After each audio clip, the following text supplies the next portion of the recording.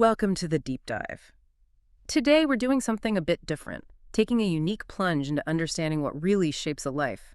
Sometimes the most profound insights don't come from looking at the big picture, but from tracing one person's journey, especially when it has surprising twists. And our source material for this, it's a wonderfully candid personal interview. That's right. This deep dive gives us a really rare, unfiltered look at the life and career choices of someone we're calling Monk. It's a very personal perspective on how her decisions unfolded, from her early dreams right up to where she is now. So our mission today is to explore Monk's unique path. We'll start way back in high school, follow her through university, and see how she arrived at her current career as a software engineer in New York City. We want to uncover the unexpected reasons behind her choices, those key moments, and the personal philosophies that really guided her.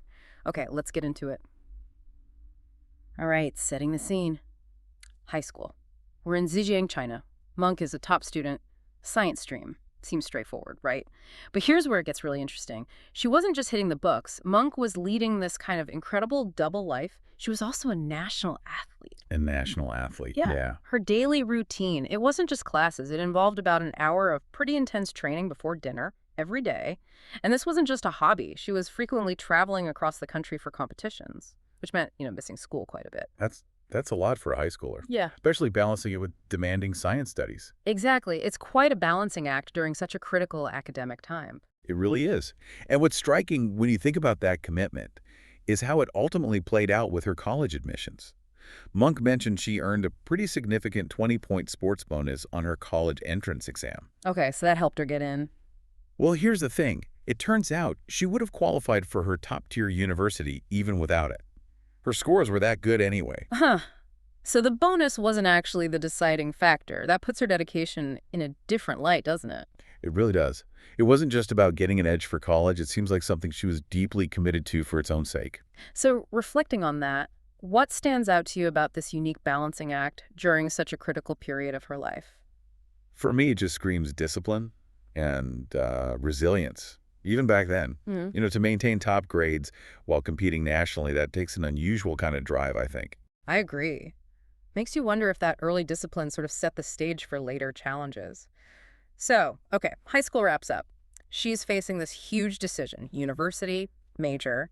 Given she was a top student, probably had options.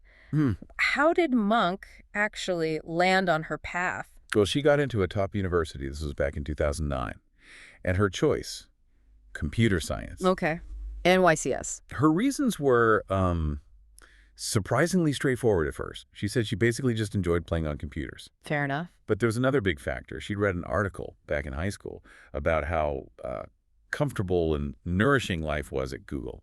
And that article kind of planted the seed that computer science was the way to that kind of life. Interesting. So a mix of personal enjoyment and this sort of aspirational image from Google. Exactly. And it wasn't just the major, but the place, too. She specifically wanted to go to university in a big city, for broader horizons, she said, to see more of the world. That definitely played into her choice. Makes sense. But interestingly, her parents weren't immediately on board with the CS choice. Oh, really? Yeah. They apparently felt it would be hard, especially for a girl, was their thinking at the time. But to their credit, they did come around. They became pretty open-minded, basically telling her, okay, if you choose this, you've got to see it through, which is pretty supportive, ultimately. That is supportive. But they had another worry, too, didn't they? It's something about the job market. Right. Monk mentioned they were seeing articles, maybe around the time of the financial crisis, suggesting things like CS graduates in the U.S. equals unemployment, a real concern. Understandable, given the timing. But Monk's perspective on this, looking back, is quite powerful. She pointed out that, for at least 8 years after she graduated, the CS field was actually the opposite. It was booming, in high demand and high income, as she put it. So much so that many people were actually trying to switch into coding. That's a fantastic point. Her experience really makes you think, doesn't it? How should you weigh those current job market anxieties versus your own actual interest when you're making these huge educational, career-shaping decisions? It's a tough balance, a really tough one. Well, sticking with CS certainly led her down an unexpected path next. Because her university experience, it was a stark contrast to high school success and those comfortable Google dreams. Okay, let's unpack this a bit. Yeah, she described university life as very tough. In fact, she called it the most difficult time she'd faced in her life up to that point. Wow. Why so difficult? She was clearly bright. It sounds like the program itself was incredibly intense. She was in a special program, her words, that had immense academic pressure. She said it covered something like 80–90% of the entire CS field compared to maybe 10% for the regular students. Just a huge workload. Okay, that's pressure. And here's the kicker. Most of her classmates, they were apparently computer competition champions. Like, they came in with serious skills. Monk, on the other hand, started with literally zero prior programming experience. Zero going into that program. Zero. She mentioned getting actual scores of 0 on timed coding tests early on, while others just breezed through them. The gap must have felt enormous. I can only imagine. That sounds incredibly demoralizing. How did she cope? Well, it wasn't smooth sailing. She actually shared that she was almost expelled from the program at one point. Apparently for playing too much, maybe struggling to balance or just overwhelmed. Expelled. But she stayed. Yeah, they kept her because they saw potential, she said. And that close call, that seemed to be a real turning point. It motivated her, in her words, to behave herself and really buckle down and study intensely. Quite the wake-up call. That's remarkable perseverance. And it's interesting, too, thinking about her background.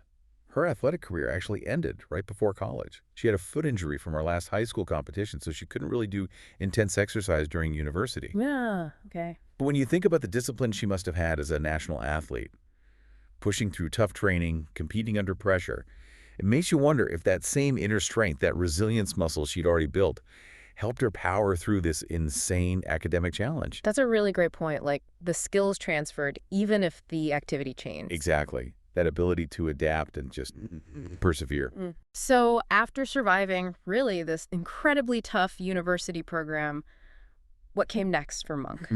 This leads us to another key moment, another one of those surprising pivots in her story. Right. So initially, her choice was to pursue a PhD abroad. Okay, academia.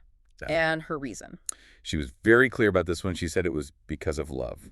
Okay. A personal motivation. But then came the pivot. And it's quite a story. She decided to quit her computer science PhD during her first year. Quit the PhD? After moving abroad for it? Why? It started almost accidentally. Serendipitously, you could say. She went to a career fair on campus, and she submitted her resume at one company's booth, but mainly just to get a small free gift they were giving out. Huh. We've all done that. Right. But this simple act led to an interview the very next day. Then that led to an internship offer. And that ultimately turned into a full-time job offer, which the company gave her a whole year to decide on. Wow. All from trying to get a freebie. That's amazing. Isn't it? And this experience, this glimpse into the industry, it seems to have coincided with some growing doubts about academia. Yeah, here's where it gets really interesting.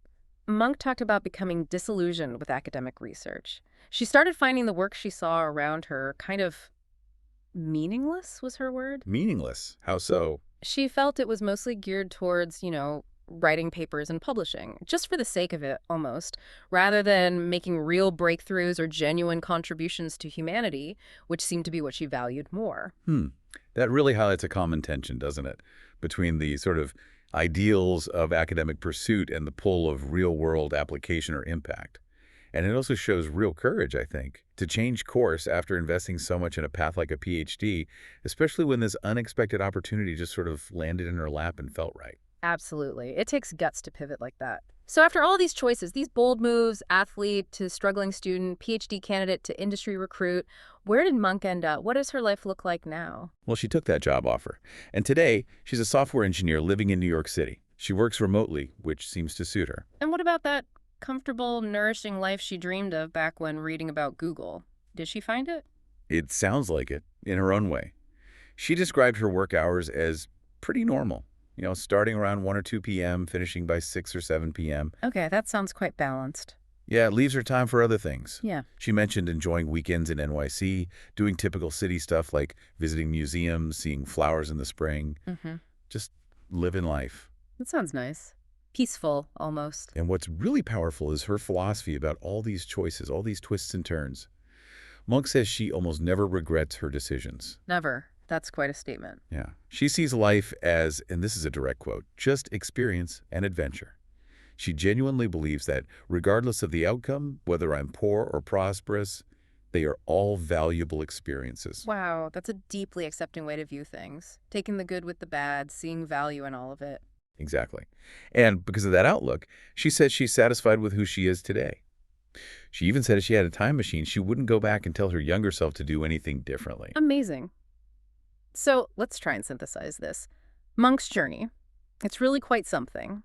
From that high school athlete scholar juggling intense training and top academics, to facing this huge, unexpected struggle in a super challenging university program, and then making that really bold decision to ditch the PhD for a job opportunity that ultimately seems to have provided that comfortable, fulfilling life she was sort of seeking from the start. Absolutely. Her story, I think, really underscores the fluidity of life choices. Mhm. The paths aren't always linear. It highlights the value she places on experience itself over sticking to some rigid plan. And perhaps most importantly, the courage it takes to adapt, to pivot, when a path just doesn't feel right anymore, when your interests or values shift.